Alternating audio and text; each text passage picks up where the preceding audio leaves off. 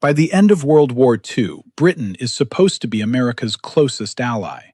But when it comes to nuclear weapons, the United Kingdom decides it cannot just trust anyone else's bomb.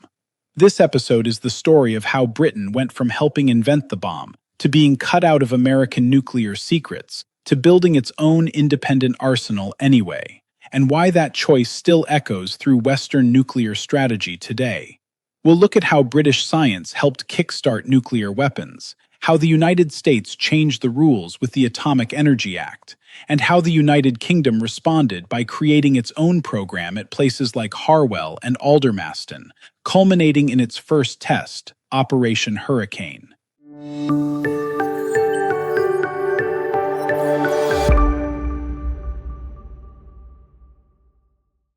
The story actually starts before the Manhattan Project.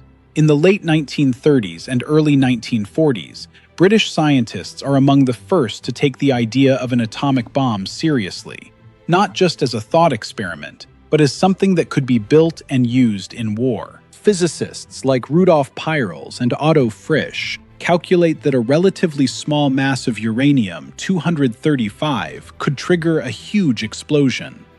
Those numbers turn atomic bomb from speculation into a concept with real size, yield, and strategic impact.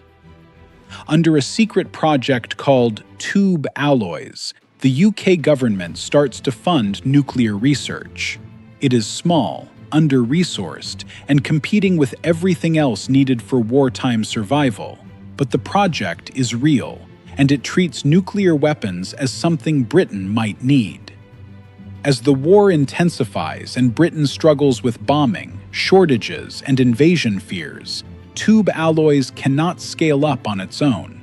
Eventually, the British program merges into the much larger American Manhattan Project, carrying over theory, key personnel, and documents. During World War II, British and American scientists work side by side at places like Los Alamos. British research helps shape the basic understanding of chain reactions and bomb design. There is an assumption on the British side that this is a joint effort with a joint future. This assumption shows up in how people talk and plan. British leaders expect that after the war, Britain and the United States will share nuclear information much like they share other military technology. Nuclear physics feels like a cooperative victory, not a one-country secret. Then the war ends and the politics change. In 1946, the United States passes the Atomic Energy Act, often called the McMahon Act, which sharply limits sharing nuclear information, even with close allies who contributed to the research. Suddenly, nuclear secrets become treated as uniquely American property.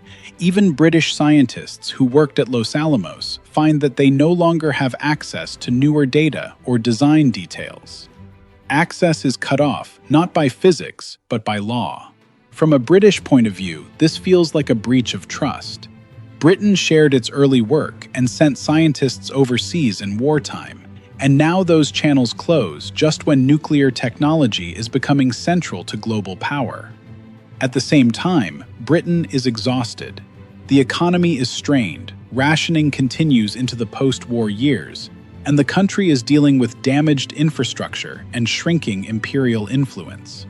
Many people might expect Britain to step away from major new projects, but in the nuclear age, top-tier power now means more than ships and armies. It means having nuclear weapons. British leaders worry that without an independent bomb, Britain will become a junior partner to the United States, not a truly equal voice in decisions that could decide war or peace. So Britain makes a difficult choice. Despite its financial and social problems, it launches a national nuclear effort. This is not just about prestige for its own sake. It is about staying relevant and having a say in the most serious decisions of the coming decades. Research centers like Harwell become the heart of the scientific program. British physicists and engineers there tackle questions about reactors, fuel cycles, and materials, all with an eye toward both civilian power and potential weapons use. Design and weapons-related work is centered later at places such as Aldermaston,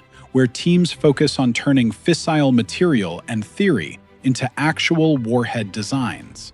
These sites become the core of Britain's independent bomb effort. Because the Atomic Energy Act restricts access to current American designs, British scientists have to rely heavily on their own wartime notes, theoretical calculations, and experience. They know roughly what worked in the Manhattan Project, but they do not have up-to-date technical details. That means progress can be slower and more cautious. British teams focus on getting the fundamentals right: how to produce sufficient fissile material, how to understand critical mass, and how to design reliable bomb geometries that can be delivered by aircraft. On the practical side, Britain faces questions of supply. Where will uranium come from? How many reactors can the country realistically afford to build? How will fuel and waste be handled while still allowing military use? To answer these, Britain invests in its own nuclear industry, building reactors and chemical plants that can serve both civilian and military functions. Reactors provide electricity while also producing materials useful for weapons. Inside the government and parliament, the project is controversial. Some officials argue that NATO and American protection should be enough. Others reply that relying completely on another country's weapons means accepting that country's choices, even when British interests might differ. In the end, the build our own argument wins. British leaders decide that in a world where nuclear weapons define top-tier power, an independent British deterrent is worth the cost, even if the arsenal will be smaller than those of the superpowers. Technically, Britain follows a familiar pattern: build reactors, develop reprocessing methods, and design warheads that can be delivered by bombers. The aim at first is not hundreds or thousands of bombs, but a modest number that can still impose serious costs on any potential attacker. By the early 1950s, Britain is ready to show that its program is real. The United Kingdom plans and carries out its first full nuclear test, Operation Hurricane, in 1952, choosing a remote location off Western Australia to keep the experiment far from home territory. In Operation Hurricane, a device is detonated inside or near the hull of that warship. The explosion forms a rising cloud and shockwave, proving that British scientists and engineers have successfully designed and built a working atomic bomb using their own infrastructure and knowledge. With that test, Britain joins the nuclear club as the third country with atomic weapons, after the United States and the Soviet Union. This is more than a technical milestone. It is a political statement that Britain can act as a nuclear power in its own right. Interestingly, once Britain demonstrates its capability, cooperation with the United States becomes easier again. Over time, restrictions soften, and the two countries negotiate agreements that allow sharing of technology and coordination of nuclear strategy. Even with renewed cooperation, Britain keeps its own decision-making structure and maintains control over its national stockpile. Its weapons are intended to work alongside American ones in NATO, but not to be entirely dependent on American choices. Strategically, Britain's arsenal is smaller than those of the United States and the Soviet Union, yet it has an important role. It adds another layer of deterrence on the Western side, making it harder for any adversary to calculate an easy nuclear strike. Domestically, nuclear weapons remain controversial.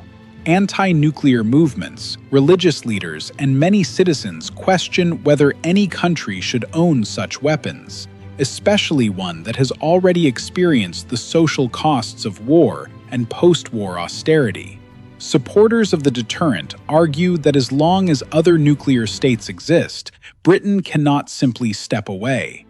They claim that a small but credible British force helps prevent war by raising the potential cost to any attacker, even if major decisions are shaped by larger powers.